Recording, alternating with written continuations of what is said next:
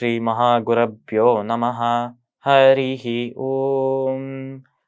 சதாசிவசமாரம்பாம் சங்கராச்சாரிய மத்யமாம் அஸ்மதாச்சாரிய பர்யந்தாம் வந்தே குரு பரம்பராம்.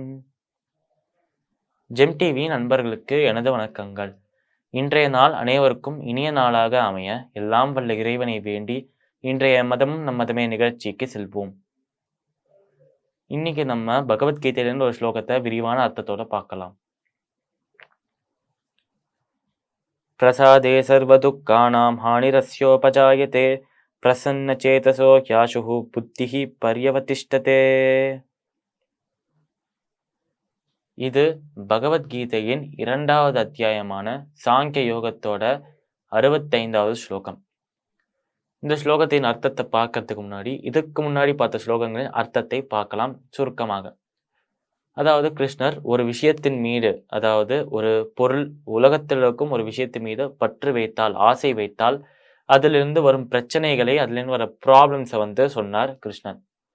அந்த ப்ராப்ளம்ஸ்லேருந்து, அந்த பிரச்சனையிலேருந்து கொஞ்சமாக பிரச்சனைகளை அந்த பற்றுனால் வர பிரச்சனைகள் நம்மளை ஒரு கயிறு மாதிரி கட்டி போட்டிருந்தால் அந்த கயிறை கொஞ்சம் கொஞ்சமாக எப்படி லூஸ் பண்ணுறது, எப்படி கொஞ்சம் கொஞ்சமாக அந்த டைட்டாகிற கயிறை அழிக்கிறது என்று சொன்னார்.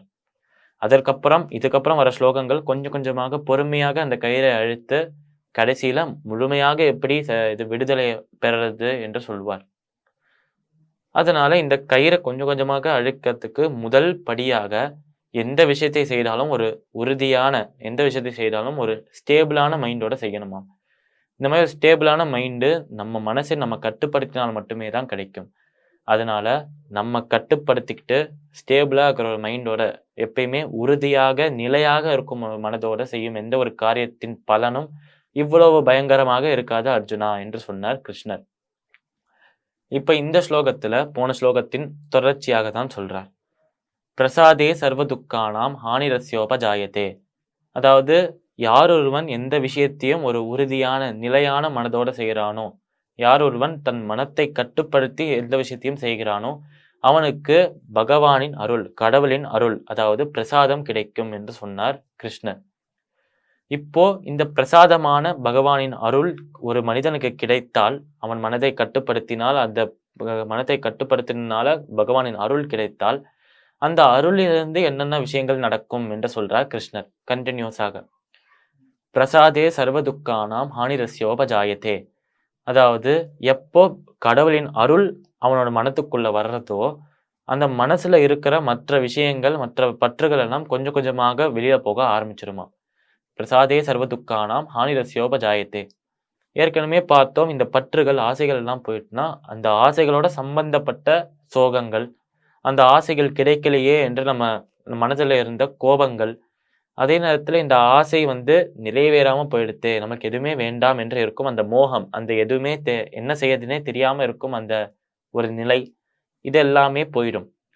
இது எல்லாமே போயிடுத்துனா கடைசியாக நம்ம பார்த்தோம், புத்தி நாசம் என்பது ஒன்று ஏற்படவே ஏற்படாது. புத்தி எல்லாருக்குமே நன்றாக தான் இருக்கும் என்று சொல்றார் கிருஷ்ணன். பிரசாதே சர்வதுக்கானாம் ஹானிரஸ்யோபஜாயத்தே. அதாவது எந்த விஷயத்தையும் ஒரு தெளிவான மனதோடு செஞ்சால் அந்த விஷயத்திலிருந்து வரும் பலன்கள் அனைத்துமே, அந்த பற்றுகள் அனைத்துமே கொஞ்சம் கொஞ்சமாக போக ஆரம்பிச்சிருமா. பற்றுகள் போனாலே அதை பின்தொடர்ந்தே அந்த பற்றுகளிலிருந்து வரும் சோகங்கள், கோபங்கள், மோகங்கள் எல்லாமே போயிடுமாம். ஹானிரஸ்யோபஜாயத்தே பிரசன்ன சேதசோ யாசுஹு புத்திஹி பர்யவதிஷ்டதே. அதாவது இந்த மாதிரி சோகங்கள், கோபங்கள் எல்லாம் போயிடுத்தினாலே மிச்சம் இருக்கிறதுலாம் என்ன, சந்தோஷம்தான். அதனால எந்த விஷயத்தையும் ஒரு நிலையான மனதோடு செஞ்சோம்னா நிச்சயமாக ஆனந்தம் நம் மனதிலேயே தங்க ஆரம்பிச்சிடும். ஆனந்தம் நம்ம மனதுல தங்கிறது. இப்ப இந்த சோகங்கள், மோகங்கள், கோபங்கள் எல்லாமே போயாச்சு.